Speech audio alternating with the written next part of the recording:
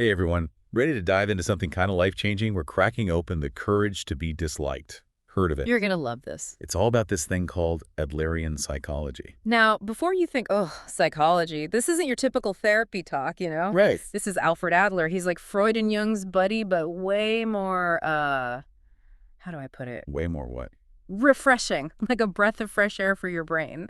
Adlerian psychology is about actually living a happy life, not just analyzing why you're miserable, you know? Okay, tell me more, because you know I love a good dose of happiness. All right, so Adler, he believed this wild thing. Yeah. He basically said, forget your past. Whoa, hold up.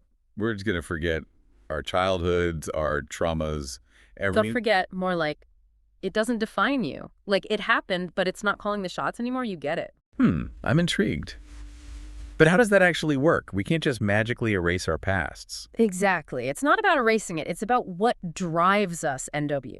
Adler was all about, like, our goals and aspirations, even the ones we don't realize we have. Some conscious stuff. Bingo?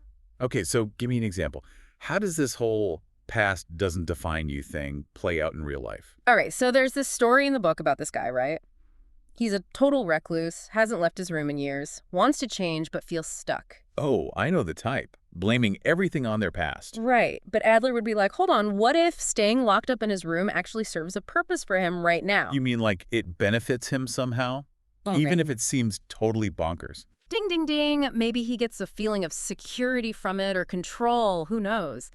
The point is, our behaviors, even the ones that seem self-sabotaging, they're all driven by some kind of goal we have. So you're saying even our bad habits, like procrastinating or whatever, there's some deeper reason. Often, yeah. Adler would say we got to dig deep and figure out what those hidden goals are. Because if we keep doing what we've always done... You'll get what you've always gotten. Exactly. So if we want something different, we got to change our approach. Starting with those sneaky subconscious goals, we might not even know we're driving the bus. But how do we even begin to uncover that stuff? Well, that's where Adlerian psychology gets really cool. It gives us the tools to do just that, to figure out what those hidden goals are and then make different choices. Choices that actually lead to happiness, right? You got it. And one of the biggest choices we can make, Adler says, is to embrace the courage to be disliked. Whoa, hold on. Did you just say the courage to be disliked? That sounds kind of scary, to be honest. I know, right? It sounds intense, but it's not about going out of your way to be a jerk or anything. Okay, that's good because I don't think I could handle being intentionally disliked. It's more about recognizing that we can't please everyone. Trying to is a one-way ticket to Unhappyville. That's true. I've definitely tried to be everything to everyone before, and it just left me feeling exhausted and, well, not very happy. Right? It's exhausting. And it holds us back from being our true selves. There's this story in the book about this student super terrified of blushing in public. Like, it controlled her life. Oh, I totally get that fear. I'd probably never leave my house if I thought it was going to turn beet red in front of everyone. And guess what Adler said? He said her blushing, it wasn't the actual problem, it was a solution. A solution to what? A solution to avoid putting herself out there, to avoid the risk of, you guessed it, being disliked. Wow. So she was basically sabotaging herself to avoid judgment. Yep. And I think a lot of us do that in different ways. We dim our own lights because we're afraid of what other people might think. So are you saying true freedom means accepting that not everyone's going to like us? Exactly. And being okay with that. It's about having the guts to be ourselves, even if it means ruffling a few feathers along the way. You got it. And that, my friend, is a game changer. Okay, you've definitely given me a lot to think about. The courage to be disliked, huh? That's a powerful idea. We've talked about the courage to be disliked. Definitely a new concept for me. So now, let's dig into what Adler thought was behind a lot of our struggles, like at the root of them. Ready for this? Get me with it. He said all problems are, get this, interpersonal relationship problems. Whoa. Okay, so it's not like every problem in the world boils down to how we get along, right? It's not about blaming everything on others. It's more about realizing how much relationships really impact us. They can be where our struggles come from, yeah, but also where the solutions are. So it's all about how we connect with each other. Exactly. Adler thought those icky feelings of inferiority, those doubts we have about ourselves, they often come from comparing ourselves to other people. Oh, I'm totally guilty of that. Scrolling through social media, comparing my life to everyone else's highlight reels. It's a recipe for feeling inadequate.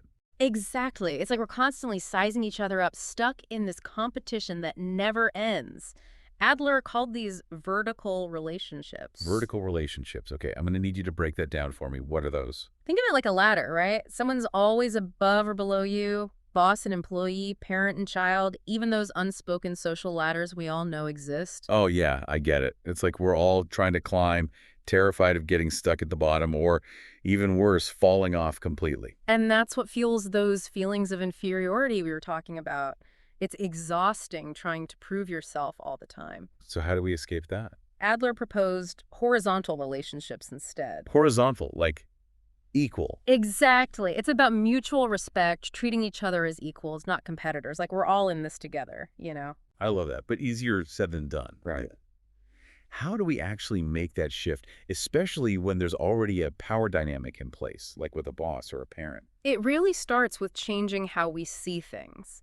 It's about recognizing that everyone has their own strengths, their own struggles, and instead of seeing those differences as something that divides us, it's about seeing them as opportunities to learn from each other. So instead of constantly comparing and competing, it's about collaborating and respecting each other's unique contributions. Exactly. And this all ties into another big idea contribution. Adler believed that true happiness, genuine happiness, comes from feeling like you're part of something bigger than yourself. That makes a lot of sense. When we're so caught up in our own little worlds, it's easy to lose sight of the bigger picture and how we fit into it. Totally. There's this example in the book, really powerful, about a man with a stutter. Oh, wow. How does that tie into this idea of horizontal relationships? Just imagine in a community that truly embraces horizontal relationships, his stutter, it wouldn't even be an issue. People would focus on what he's saying, on his message, not on how he's saying it. So that feeling of being completely accepted and welcomed for who you are, not judged for what you might perceive as flaws or imperfections. That's the power of belonging. It's essential for all of us. It lets us show up authentically, share our gifts without that fear of judgment holding us back. It's about recognizing that we all have something special to offer. And those differences, those are what make us stronger as a community. 100%. Now look, this doesn't mean we got to be best buddies with everyone or agree with every little thing anyone says. It's about respect, trying to understand different points of view. This makes me think about my own relationships and how I can apply this. It's a good reminder that creating that sense of belonging, of true community, it's not about changing who we are, but changing how we see and interact with each other. Oh, It's amazing how shifting our perspective on relationships, like from that vertical to horizontal, can change how we see ourselves. totally. And, when we start seeing relationships like that, not about who's above who, it naturally leads to focusing on contribution. That was a big deal to Adler. Right. He actually defined happiness as the feeling of contribution. Right. Exactly. Which is interesting because we usually think of happiness as like getting stuff, achieving goals. But Adler's saying it comes from giving, not getting. Absolutely. It's not about what we're getting out of it, but what we're putting in. Using our strengths, our passions to make a difference. There's that story in the book about the grandfather, the one disfigured in the war. Oh, yeah, powerful story. Instead of letting that experience destroy him, he decided, people are my comrades. Like, he chose that outlook despite everything. Powerful, right? It shows we always have a choice. No matter what happens to us, we decide what meaning we give it. It's all about mindset. But how do we actually live that out? If happiness is this feeling of contribution, how do we make it happen in our everyday lives? Adler believed it all starts with self-acceptance. When we accept ourselves, warts and all, we don't need constant validation from outside. It's like they say, you can't pour from an empty cup. Fill your own cup first, then you can give to others. Exactly. And when we come from a place of wholeness, it actually helps others feel confident too. We see their potential, we believe in them, and that makes all the difference. So it's this beautiful cycle, right? Self-acceptance leads to us lifting others up, which creates a space for everyone to contribute. Exactly. And contributing doesn't have to be this big, splashy thing. It can be small, everyday stuff. Being there for a friend, helping a neighbor, even just smiling at someone having a bad day. All of it matters. Those small acts of kindness, they add up. They create this ripple effect. And that ripple effect, that's what ultimately gives us that sense of belonging. We're part of something bigger than ourselves. Which is an incredible feeling. This whole deep dive into Adler, it's been really eye-opening. The courage to be disliked, the power of horizontal relationships, happiness as contribution. It all comes back to this idea that we have a choice. We choose how we see ourselves, how we treat others, how we experience the world. And that's empowering, right? Happiness isn't some far-off destination. It's right here, right now. It's in the choices we make every single day. So as we wrap up this deep dive on the courage to be disliked, I want to leave you with this. What resonated with you? What's one small step you can take today to embrace these ideas? It doesn't have to be huge, just one small step. Because even the smallest actions, they can create big change. Thanks for joining us on this deep dive. Keep exploring these ideas, and until next time, take care.